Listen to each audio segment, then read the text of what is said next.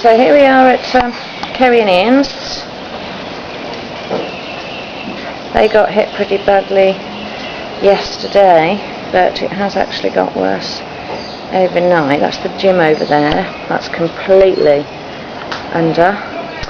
Ian's just been over there today to rescue the cat that was stranded.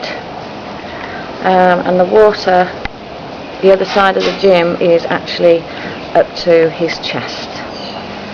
So this is how deep we are around here.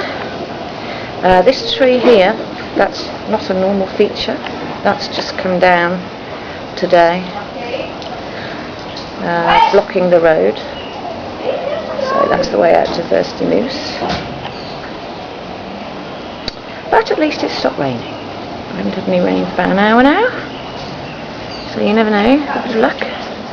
Perhaps that will be all for now. I'll just show you their steps, because they've got, it's quite a long way up their steps. Yeah. There's 2 more steps down there that you can't see. So there you go. That is Chez Mills on the 3rd of November.